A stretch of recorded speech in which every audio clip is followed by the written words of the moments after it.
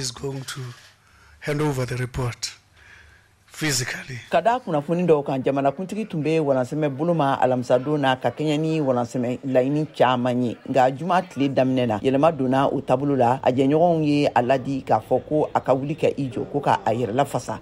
Congrès national africain ANC o politiki kulu ɲɛmɔgɔya so fanga bɛ minnu bolo la Afiriki du Sud jamana kan kabini nanzaraw ka jagoya fanga binna san 1940 waati la ye kumaɲɔgɔnya telimanw bolo sigi a gɛlɛya ninnu kan. Kabini juin kalo tɛmɛnen na Jamanakuntigi Ramaphosa bɛ jalakili kɔnɔna na ka da foroba gundu baarakɛla ɲɛmɔgɔkɔrɔ ka plainte bilalen na a kan polisi la ko a ye nafolo kunba min suɲɛna a ka foro kɔnɔna na jamana kɔgɔduguyan fanfɛla la ma sɔn ka polisi ladɔnniya o suɲɛliko ninnu kan ko a y'a ɲini de ka zo ninnu dalamu yaasa u kana suɲɛniko ni lakodɔnniya. Président Ramaphosa ma sɔn fiyewu jalakilikan ninnu ma. Jumadon na a ye kɔkɔrɔmadonni caman sɔrɔ ka bɔ jamana kɔnɔ ani jamana kɔ kan. Chrétien dina église anglicane ɲɛmɔgɔba ye sorunadonni kɛ ko jamanakuntigi ka to a ka baara kɔnɔna na. Alamisa sufɛ jamanakuntigi ka kuma latɛmɛla Vincent Mangoina ye laseli kɛ k'a fɔ urgency of this issue.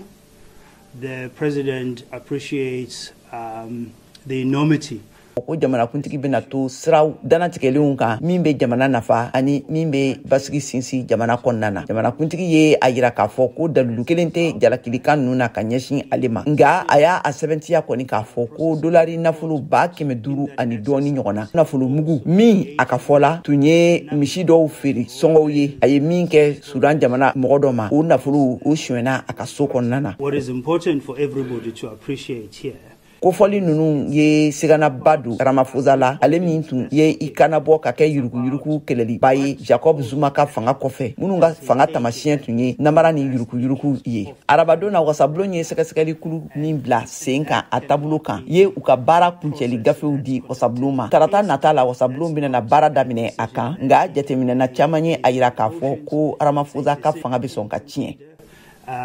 In the interest of the country.